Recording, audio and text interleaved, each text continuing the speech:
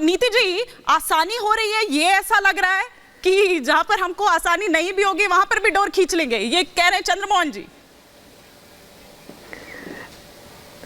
देखिए, मुझे ऐसा लगता है कांग्रेस के प्रवक्ता की बात सुनकर कि ये पता नहीं कौन सी दुनिया में है। लेकिन जिस भी दुनिया में है वहीं रहे तो हमारे लिए और आसानी होगी, हमारा उसमें कुछ जाता नहीं है बेसिकली। इन्होंने बोला एथिक्स की बात, तो मुझे वाकई नहीं पता कि ये इंडिया अलायंस का और कांग्रेस पार्टी का आज कौन सा एथिक है कि कांग्रेस तो बोल रही है अलायंस अलायंस, लेकिन जिस स्टेट में राहुल गांधी जी की न्याय यात्रा अन्याय करती जा रही है उनके साथ, टीएमसी गई, आम आदमी पार्टी गई, आज अखिलेश जी ने अपनी सीट्स अनाउंस कर दी जो कांग्रेस पार्टी को चाहिए थी। तो ये तो मुझे लगता है कि कांग्रेस को डिसाइड करना होगा कि उनकी अपनी क्या नीति है, वो हमारी नीति पर ना जाए और हमारी नियत पर ना जाए, क्योंकि बीजेपी और अभी हम लोगों का 2 दिन का अधिवेशन हुआ है, आपने अगर सुना हो प्रधानमंत्री और हमारे पूरे शीर्ष नेतृत्व को, हम लोग अपना काम लेकर आगे बढ़ रहे हैं। जो हमारी 10 साल की रिपोर्ट कार्ड है हम उसको लेकर बढ़ रहे हैं। ये जो अभी मसला आप लोगों का है, जहां आप लोग सीट नहीं डिसाइड कर पा रहे, आज समाजवादी पार्टी के एक नेता ने बोला कि हम तो नेताओं पर डोरे डाल रहे हैं, सीट्स आप लोग डिसाइड कह रहे हैं नीति जी, वो कह रहे हैं कि जो आपकी नीति है ना हमारे नेताओं पर डोरे डालने वाली, वो सही नहीं है, वो ये कह रहे हैं।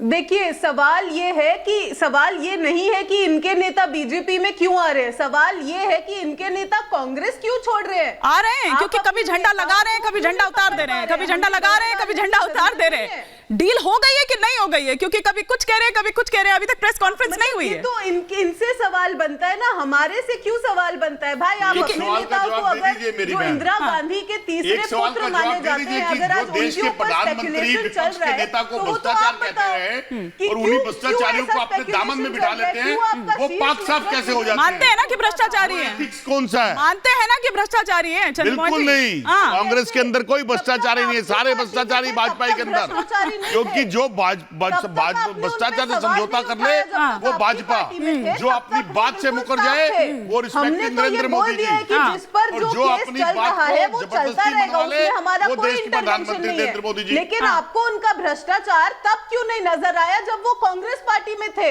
तो आप चिल्लाना बंद कर दीजिए भ्रष्टाचार के ऊपर। आप बोले कि हम भ्रष्टाचार से वो तो कह रहे हैं कि यही तो उनका हथियार है, करते हैं भ्रष्टाचार और परिवारवाद का नाम लेते हैं, लेकिन उसी के हवन कुंड के अंदर अपनी आहुति डालते। बोलिए, आप भ्रष्टाचारी हो? अरे वो कमलनाथ जी की बात कर रहे हैं नीति जी, वो कमलनाथ की बात कर रहे हैं जिनको आपने भ्रष्टनाथ कहा। उससे पहले अशोक चौहान हो या फिर वो जो एक और गैंगस्टर यूपी के हैं उनको, अजीत पवार, हमने तो कोई डिसीजन सुना, हेमंत बिस्वा, हमने तो कोई डिसीजन कमलनाथ जी पर अभी सुना नहीं है। ठीक है, अभी तो ये मीडिया की स्पेक्यूलेशन है, बट द पॉइंट इज कि इनके जितने बाकी के भी बड़े नेता जो आए हैं, वो जैसे ही उनको छोड़ते तो इनको भ्रष्टाचार नजर आने लगता है। जब तक इनकी पार्टी में थे आपको नजर नहीं आने लगता। ठीक है, अब चंद्रमोहन जी और नीति जी, आप दोनों को रोक रही हूँ। उधर अखिलेश यादव जी, वो उन्होंने अपना दूसरा जो सूची है वो भी जारी कर दी है। क्या साइकिल हाथ छोड़कर चलेगी नाहिद जी, ऐसा लग रहा है? नहीं, ऐसी कोई बात नहीं मानी जी। मैं सुन रही थी कि बीजेपी के प्रवक्ता है वो भ्रष्टाचार की बात कर रही थी। अरे सूप हंसे तो हंसे, चलने के हंसे जिसमें 72 छेद, इसको ठीक कराइए, एको कर रहा है। अच्छा ठीक है, मैं फिक्स करवाती हूं। 72 छेद, अरे बीजेपी तो देश की एकमात्र ऐसी पार्टी है जिसका एक राष्ट्रीय अध्यक्ष पीएम के नाम पर दलाली करते रंगे हाथों पकड़ा गया था। और ये चुनावी बॉन्ड में क्या भ्रष्टाचार किया? अकेले बीजेपी को 55% समाजवादी बॉन्ड मिला है। अच्छा, कमाल की बात यह है कि सवाल मैंने कुछ पूछा है, सवाल एक तो पैनलिस्ट के साथ प्रॉब्लम यह है कि सवाल कुछ भी पूछिए, जवाब तो हम अपने मन से ही देंगे। हाँ, एक एक कर वैसी आवाज एको कर रही है। अच्छा, लेकिन नाहिद जी मेरी बात का जवाब दे दीजिए, मैं उस आवाज को ठीक करवाती हूँ, फिक्स करवाती हूँ। अरे मेरी बात तो कंप्लीट होने दीजिए कि माननीय सुप्रीम कोर्ट ने कहा कि जो चुनावी बॉन्ड है वो असंवैधानिक है। तो जो सत्ताधारी, स्पष्ट है, जो सत्ताधारी है महाभ्रष्टाचारी है। पीएम केयर फंड का भी जांच होना चाहिए कि उसमें कितना भ्रष्टाचार हुआ। हर जगह तो उत्तर प्रदेश की बात करिए तो उत्तर प्रदेश के तो गौवंश के चारे में भी भ्रष्टाचार करते हैं। आए दिन गौवंश जो है भूख प्यास की तरफ पहुंच के मर रही है। अभी बांदा और सीतापुर में 30 गाय, 30 गौ माता, सीतापुर में 30 नाहिद जी, आपकी सारी बातें ठीक हो सकती हैं, आपके सारे पॉइंट्स वैलिड हो सकते हैं। सॉरी आपको इको हो रहा है, लेकिन आप जब थोड़ा सा डिरेल होंगी ट्रैक से, थोड़ा सा इधर उधर जाने की कोशिश करेंगे तो मुझे वापस ट्रैक पर लाना पड़ेगा। लेकिन आपको बताया होगा कि हम चर्चा किस पर कर रहे हैं, हम चर्चा किस पर कर रहे हैं, उस पर आपने जवाब नहीं दिया। आज विषय हमारा कुछ और है, उस पर पहले चर्चा कर लेते हैं। आप तो स्वयं बता रही, नहीं हिमानी जी, ये पक्षपात रवैया ठीक नहीं है। आपने स्वयं शुरू में बताया कि पॉइंट ही भ्रष्टाचार है आपका।